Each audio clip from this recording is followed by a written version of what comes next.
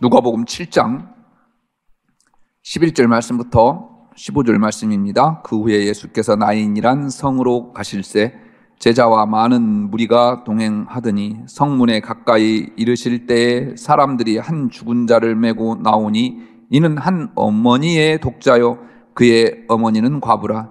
그 성에 많은 사람도 그와 함께 나오거늘 주께서 과부를 보시고 불쌍히 여기사 울지 말라 하시고 가까이 가서 그 관에 손을 대시니 맨 자들이 서는지라. 예수께서 이르시되 청년아 내가 내게 말하노니 일어나라 하시매 죽었던 자가 일어나 앉고 말도 하거늘 예수께서 그를 어머니에게 주시니. 아멘. 우리 시온 찬양대 솔리스트들이 참 잘해요. 참 볼수록 예쁘기도 하고 또 찬양도 잘 부르지만 참 부르는 모습이 아름답습니다.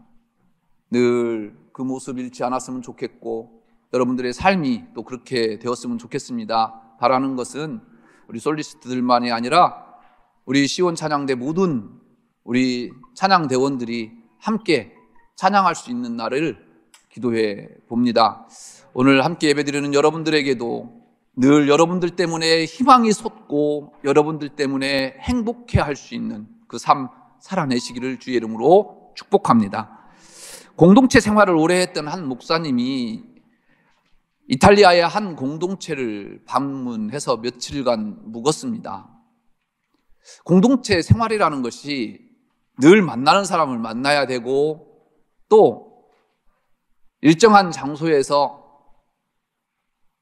있어야 되겠기 때문에 많은 어려움들이 있지요. 그런데 그곳에 한 400명의 공동체 원들이 같이 살아감에도 불구하고 매일매일 아주 신선하게 다가왔습니다. 그들의 모습은 밝았을 뿐만 아니라 그들은 늘 웃음을 잃지 않고 사랑스러운 인사말을 건네기도 했습니다. 그래서 이 목사님이 그 공동체원들 중에 한 사람에게 물었죠.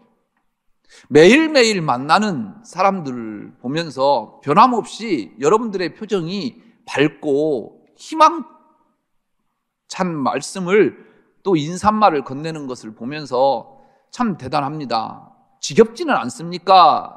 라고 물었습니다. 그들은 이렇게 대답합니다. 저희들은 매일 아침 눈을 뜨자마자 하나님 앞에 이렇게 기도하고 시작합니다. 오늘 우리가 누구를 만나든지 그 만남이 첫 만남이 되게 하시며 그 만남이 설레는 만남 되게 해 주옵소서. 우리의 만남도 늘 처음 만나는 것처럼 이루어진다고 한다면 그 만남이 얼마나 기대되고 행복할까요? 대부분 우리의 만남은 너무나 익숙하고 잘 알고 있는 분들과의 만남입니다.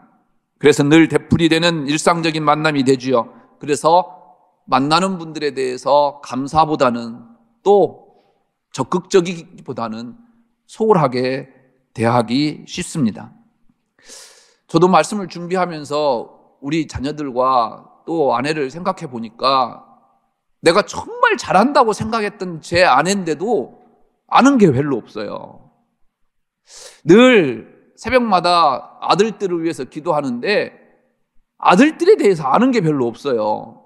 누구와 친하게 지내는지 요즘 고민이 뭔지조차도 잘 알지 못하는 제 모습을 보면서 회개도 해 보았습니다.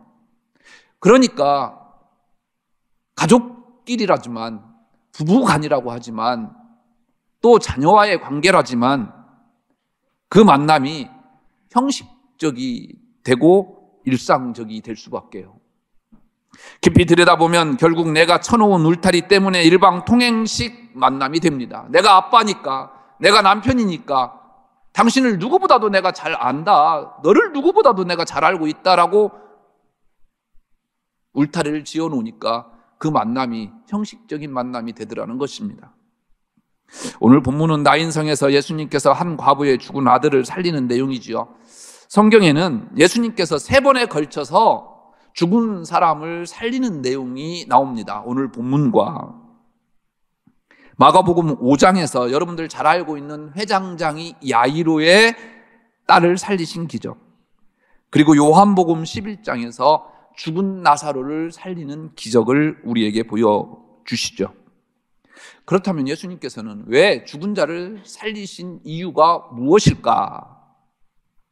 먼저 예수님께서 죽은 자를 살리신 것을 통해서 예수님께서 내 인생과 동떨어져 있는 분이 아니구나, 내 인생에 직접 찾아오셔서 내 인생에 관여하시는 분이다라는 것을 보여주는 증거입니다.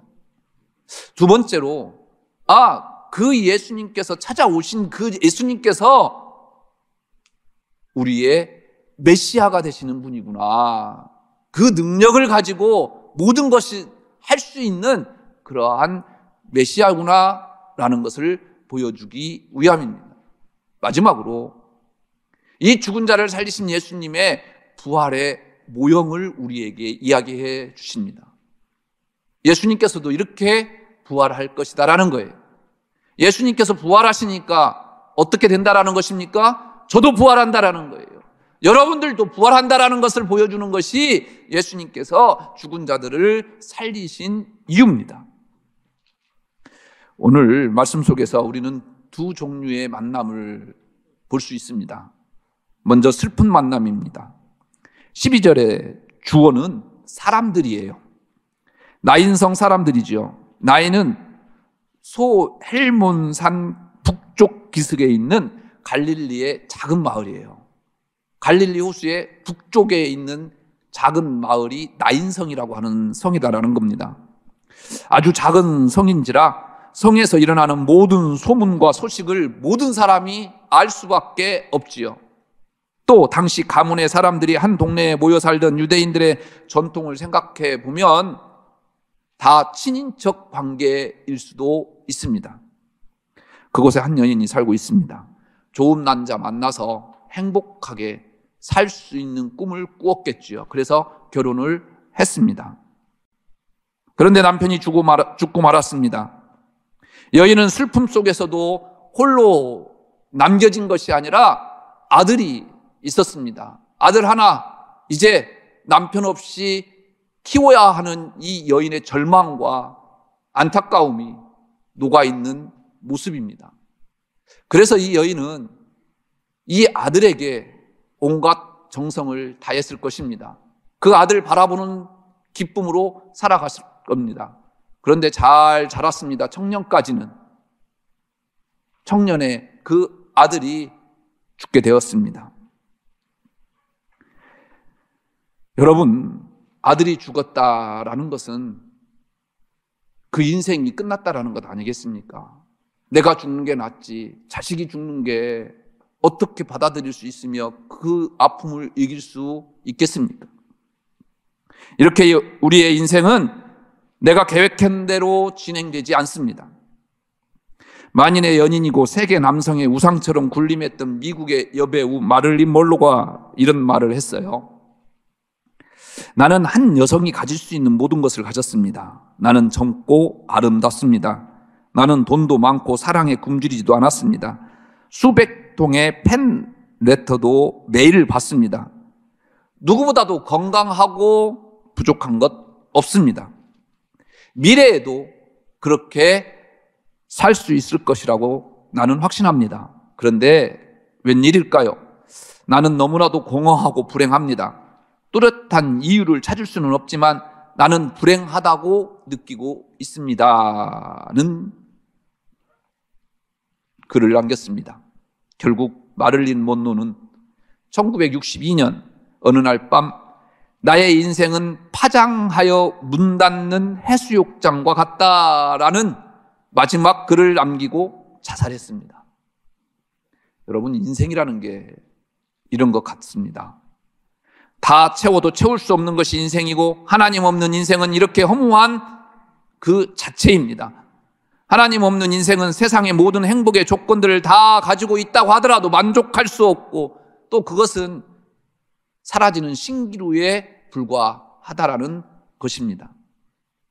오늘 나인성 사람들은 모든 희망을 잃고 슬퍼하는 여인의 슬픔에 공감하며 함께 슬퍼하고 있습니다.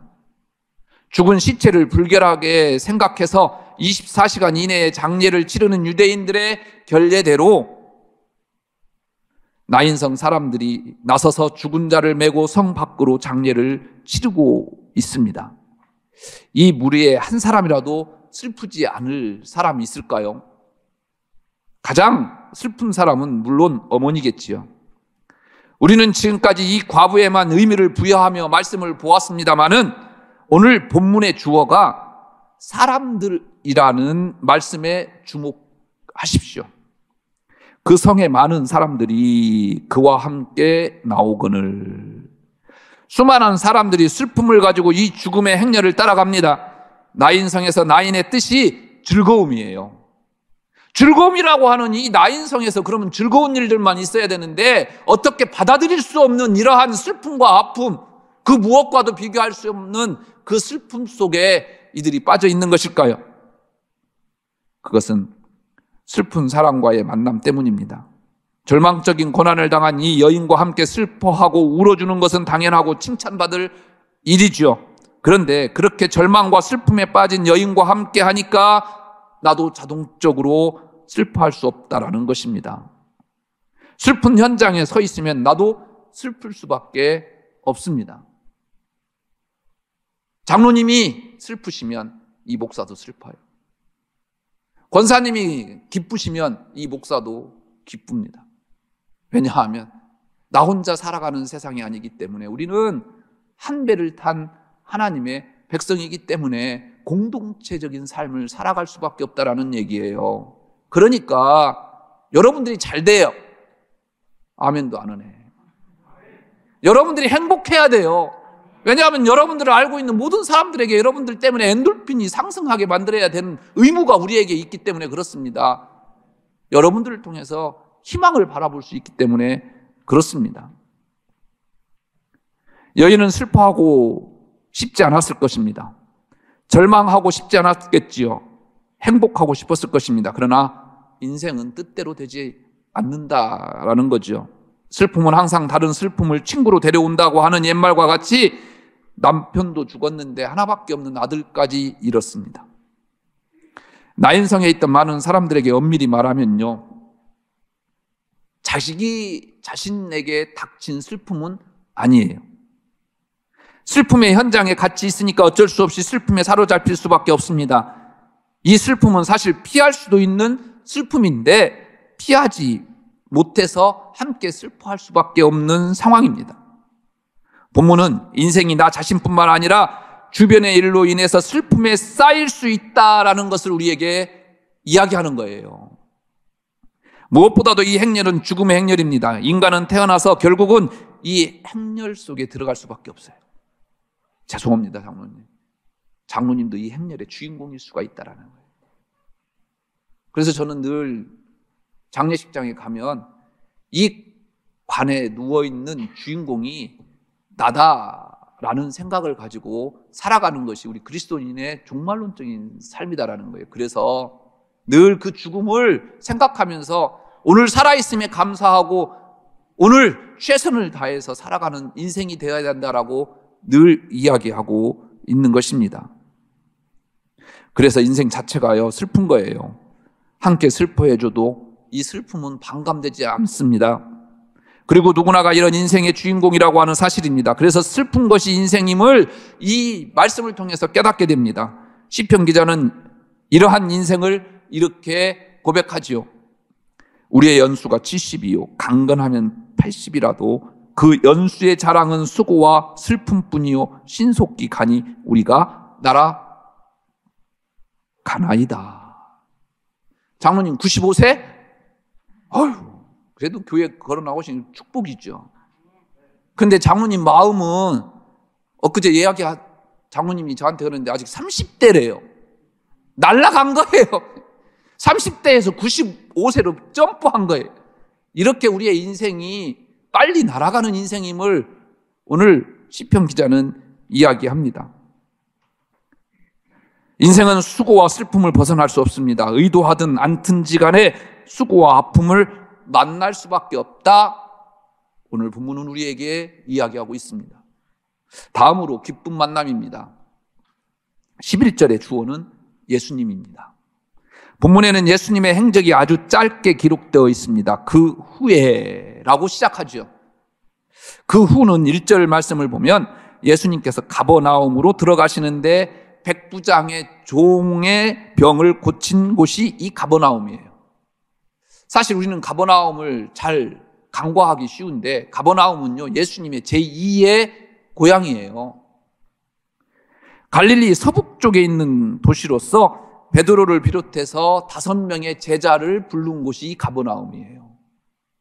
예수님은 가버나움의 회당에서 설교하셨고 문둥병자를 고치셨고 중풍병으로 누운 종을 낫게 했고 베드로의 장모 10병을 고쳐줬고 회당장의 죽은 딸을 살렸고 혈루증을 앓는 여인을 낫게 했고 맹인들의 눈을 뜨게 했고 손이 오그라든 사람의 손을 펴게 하셨던 곳, 많이 들어보셨죠? 예수님의 사역의 전반부에 거의 대부분이에요. 그곳을 가버나움에서 주님께서 활동하셨다라는 얘기예요. 그래서 이 가버나움에 머무르시면서 천국 복음을 전했는데 이 가버나움 사람들이 받아들이지를 않아요. 그래서 성경에 이 가버나움을 향하여 예수님의 한탄을 기록하고 있죠. 가버나움아 가버나움아 화 있을진저. 예수님께서 이 가버나움에 대해서 저주를 해요. 결국 이 가버나움은 역사 속에서 사라져요. 흙 속에 묻혀버려요. 지금 이 가버나움에 대한 역사적인 고찰이 이루어져서 발굴이 되고 있습니다. 예수님은 길을 재촉해서 나인성으로 부지런히 가시죠. 그러면 한번 생각해 보십시오. 이 가버나움은 갈릴리 서북쪽, 이 나인성은 북쪽. 예수님께서 지금 서쪽에서부터 갈릴리를 중심으로 해서 북쪽, 동쪽을 거쳐서 이제 예루살렘으로 가시는 길이 예수님의 여정이었어요. 그런데 지금 제가 여러분들에게 말씀드렸듯이 이 가버나움에서 이 많은 일들을 행하셨단 말이에요. 그러면 지금 예수님을 따르는 분들을 보면 11절 말씀에 보면 제자들뿐만 아니라 많은 무리가 동행하였더니 라고 합니다. 여러분들 같으면 가버나움에, 아니 갈릴리 근처에 산다고 한다면 안 따르겠습니까? 왜 많은 사람들이 예수님을 따랐겠습니까? 직접 예수님의 기적을 눈으로 봤습니다. 들었습니다. 그 갈릴리에서 행했던 기적들이요, 유다와 사마리아와 예루살렘까지 소문이 났더라라고 성경은 기록하고 있어요. 그 먼 데서부터 예수님을 따르러 오기보다는 제 생각으로는 갈릴리 주변에 많은 사람들이 예수님의 소문을 듣고 또 직접 예수님을 보면서 병든 자들이라든가 가난한 자들과 또 많은 억울한 사람들이 예수님을 따랐을 겁니다. 심상치 않거든요. 죽은 자가 일어나거든요. 또 병든 자가 고침을 받거든요. 특히 그때 당시에는 메시아 대망 사상으로 꽉 차 있었어요. 로마의 억압 속에서 이제 살 곳을 잃어버리기도 했고 삶의 목적을 잃어버렸던 그때예요. 그런데 예수라는 사나이가 범상치 않아요. 죽은 사람들이 일어나요. 그러니 여러분들 안 따르겠습니까? 예수님을 따르는 무리들은 자기 병이 고쳐진 것도 아니고 환경이 변화된 것도 아니고 단지 예수님을 만나 따라갔을 뿐인데 오늘 본문은요, 기쁨으로 넘치는 모습을 기록하고 있습니다. 16절입니다. 모든 사람이 두려워하며 하나님께 영광을 돌려 이르되 큰 선지자가 우리 가운데 일어나셨다 하고 또 하나님께서 자기 백성을 돌보셨다 하더라. 소망과 기쁨으로 가득 찬 말씀이 16절 말씀이에요. 예수 그리스도를 따라가기만 하면 기쁨의 인생이 됩니다. 그러나 사람을 따라가면 장례식 행렬에 낄 수밖에 없다라는 것입니다. 그래서 인생은 누구를 만나는가가 중요합니다. 오늘 장례 행렬을 따르고 있는 사람들은 모두 슬픔에 잠겨 있습니다. 어쩌면 이것이 우리 인생일지도 모르겠습니다. 그러나 예수님과 함께한 사람들의 표정은 사뭇 다릅니다. 그래서 우리가 예수님의 행렬에 서 있는 것이 얼마나 감사한 일입니까? 그래서 우리는 기뻐요. 여러분들 얼굴 보면요, 천사들 같아요. 늘 행복하고 감사한 것 같아요. 그래서 이렇게 우리는 노래를 부를 수 있을 것 같습니다. 기쁘고 기쁘도다 항상 기쁘도다 나 주께 왔사오니 복 주옵소서. 이 찬양이 여러분들의 찬양이었으면 좋겠습니다. 늘 기쁘고 기쁜 인생 살아갔으면 좋겠습니다. 오늘 두 만남 가운데 가장 중요한 말씀이 있습니다. 제가 오늘 여러분들에게 드리려고 하는 말씀입니다. 본문에 예수님께서 간다라고 하는 표현이 3번 나와요. 나인이라는 성으로 가실새, 성문에 가까이 이르실 때 가까이 가서라는 말입니다. 드라마틱하게 점점 지금 오늘 본문의 주인공인 죽은 그 청년에게 예수님께서 가까이 가시는 표현을 이렇게 했습니다. 처음에 가버나움에서 출발해서 나인성으로 가셨습니다. 그리고는 시간에 맞춰서 장례식이 끝나기 전에 성문 앞에서 슬픔과 기쁨의 두 행렬이 교차합니다. 예수님께서는 죽은 청년의 관으로 가십니다. 죽은 청년을 살리기 위해서 재촉해서 가셨던 것입니다. 예수님은 청년아 일어나라 말씀합니다. 죽은 자의 자리에서, 절망의 자리에서 일어나라 말씀하십니다. 어떻게 됩니까? 죽었던 자가 일어나 앉고 말도 하거늘. 죽은 청년이 왜 말도 했습니까? 일어나 앉았습니까? 예수님이 일어나라 하니까. 예수님이 저와 오늘의 이 자리에 있는 여러분들에게 가까이 가셔서 말씀하십니다. 일어나라. 그러면 일어나야 될 거 아니겠습니까? 왜 다 앉아 있습니까? 우리의 삶의 자리에서 모든 것을 다 털어버리고 일어나야 된다라는 거예요. 왜? 예수님께서 가까이 오시니까, 그리고 말씀하시니까. 그 말씀에 우리는 순종해야 할 의무가 있으니까, 권사님 그 병에서 일어나십시오. 여러분들의 삶의 자리를 털고 일어나십시오. 왜냐하면 주님께서 원하시고 명령하시니까. 장례식에 그 행렬 따랐던 사람들은 어떻게 됐을까요? 모두 다 한순간의 기쁨으로 바뀌었을 것입니다. 기쁨으로 예수님을 따라왔던 제자들과 많은 무리는 더 큰 기쁨을 맛보았겠죠. 예수님을 만나면 슬픔도 기쁨으로, 절망도 희망으로 이렇게 바뀝니다. 오늘 본문에 가장 중요한 말씀이 숨겨져 있습니다. 죽은 청년이 살아난 것보다 더 큰 은혜입니다. 장례를 치르는 사람들이 예수님께 찾아온 것이 아닙니다. 예수님께서 슬픔의 현장에 찾아가셨다라는 것입니다. 본문은 나인성으로 가실 때 가까이 이르실 때 가까이 가서 이렇게 찾아가시는 예수님을 강조하고 있는 말씀입니다. 이렇게 예수님은 우리의 슬픔의 현장에, 고난의 현장에 나에게도 다가오신다라는 거예요. 가인을 알고 계시죠? 아담의 아들로 동생 아벨을 죽이지 않습니까? 하나님 앞에 똑같이 제사를 지냈는데 내 제사는 받지 아니하고 동생의 제사를 받았다고 해서 동생을 들으로 불러내서 돌로 쳐서 죽입니다. 하나님께서 이러한 가인에게 찾아오셔서 내 아우 아벨이 어디 있느냐 묻죠. 가인은 내 동생을 내가 지키는 자입니까? 라고 오히려 하나님 앞에 투덜거립니다. 결국 그는 하나님 앞에 벌을 받고 쫓겨나지요. 이런 가인에게 하나님은 뭐라고 이야기합니까?